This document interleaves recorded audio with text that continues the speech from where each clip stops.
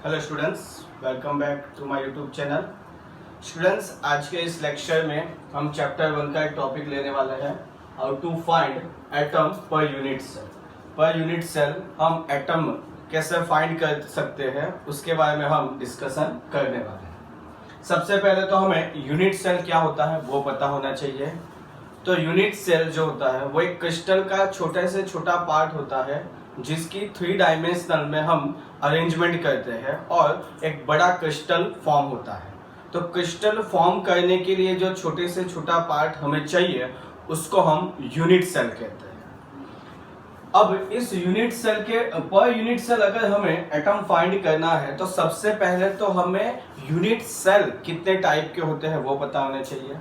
तो unit cell जो होते हैं 2 टाइप के होते हैं, एक तो सेंटर्ड यूनिट सेल और प्रिमिटिव यूनिट सेल। जो सेंटर यूनिट सेल होते हैं वो फर्दर 3 पार्ट में क्लासिफाई होते हैं। Body centred cubic unit cell जिसको BCC से भी रिप्रेजेंट किया जाता है, face centred cubic unit cell जिसको FCC या CCP से भी रिप्रेजेंट किया जाता है, और end centred cubic unit cell end centred cubic unit cell. तो हमारे पास ये 4 टाइप के क्यूबिक यूनिट सेल्स आते हैं। ठीक है, पर्टिकुलर यूनिट सेल्स आते हैं हमारे कितने टाइप के, तो 4 टाइप के। ठीक है, 4 टाइप के। अब हम सबसे पहले प्रिमिटिव यूनिट सेल में बात करने वाले हैं।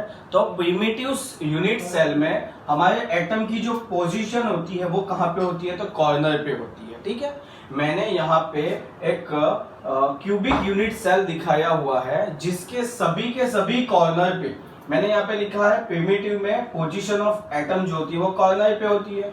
तो सभी कॉर्नर पे मैंने क्या दिखाया है, यहाँ पे मैंने यहाँ पे एटम दिखा दिए हैं। ओके, और हमारा जो ये एटम है ऐसा नहीं होता कि जो हमने कॉर्नर पे एटम रखे हुए हैं वो पूरे के पूरे हमारे इस यूनिट सेल में पार्ट लेते हो। ठीक है, उनका पूरा का पूरा पार्ट मतलब वो पूरे के पूरे हमारे इस यूनिट सेल में प्रेजेंट नहीं होते हैं। उनका कुछ पार्ट जो होता है वो हमारे इस यूनिट सेल में प्रेजेंट होता है। तो कितना पार्ट है, तो वो है 1/8 पार्ट। वो कितना है, तो 1/8 पार्ट। मतलब कि आपको पूछा जाए कि कॉर्नर पे जो हम एटम रखते हैं उनका कितना पार्ट हमारे पर्टिकुलर इस यूनिट सेल में प्रेजेंट है, तो 1/8 पार्ट। ठीक है, उसके बाद हमें अगर एटम पर यूनिट सेल ढूंढना है प्रिमिटिव के लिए तो हमें पहले नंबर ऑफ कॉर्नर्स देखने होंगे। हमारे पास क्यूबिक यूनिट सेल में नंबर ऑफ कॉर्नर्स कितने हैं, तो 8 है। नंबर ऑफ कॉर्नर्स कितने हैं, तो 8 है। ठीक है, और जो कॉर्नर पे एटम है वो कितना यहाँ पे पार्टिसिपेट करेगा इस यूनिट सेल में, कॉर्नर में जो एटम है उसका कितना पार्ट इस यूनिट सेल में है, तो 1/8 पार्ट। तो 8 इंटू 1/8 करूंगा तो मुझे इस पर्टिकुलर यूनिट सेल में कितने एटम प्रेजेंट है वो मिल जाएगा। तो यहाँ पे 8 इंटू 1/8 करने के बाद क्या होगा कि ये 8 और 8 कैंसिल आउट हो जाएंगे और मेरा आंसर आएगा 1 एटम। मतलब प्रिमिटिव में एटम पर यूनिट सेल कितने होते हैं, तो 1 एटम होता है।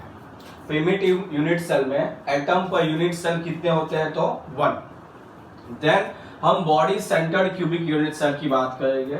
Body centred cubic unit cell में पोजीशन ऑफ एटम जो होती है वो corner and the centre of the body होती है। ठीक है, कॉर्नर पे तो मैंने यहाँ पे जो रेड पेन से दिखाया हुआ है वो, और सेंटर ऑफ द बॉडी मतलब कि ये बॉडी के सेंटर में है। अगर मैं इस रूम की बात करूँ तो ये रूम मेरा यूनिट सेल है और उसकी यहाँ पे जो प्रेजेंट है वो हमारा ये बॉडी के सेंटर वाला यूनिट सेल है। तो पूरे यूनिट सेल के बीच में एटम है, तो एटम का पूरा पार्ट इस रूम में आ गया, इस यूनिट सेल में आ गया। ठीक है ना, तो अभी एटम पर यूनिट सेल मुझे ढूंढना है तो simple corner plus centre of the body. Corner से हमें मिलता है 1, centre of the body, body के सेंटर में यहाँ पे यूनिट सेल की यहाँ पे एक एटम है तो वो तो यूनिट सेल के अंदर आ गया पूरा का पूरा। तो वो कितना, उसका कितना पार्ट इस यूनिट सेल में होगा, तो 1 पार्ट। ठीक है ना, तो 1 + 1 हो जाएगा 2। तो body centre cubic unit cell में एटम पर यूनिट सेल होते हैं हमारे पास 2। उसके बाद face centred cubic unit cell, उसके बाद face centred cubic unit cell.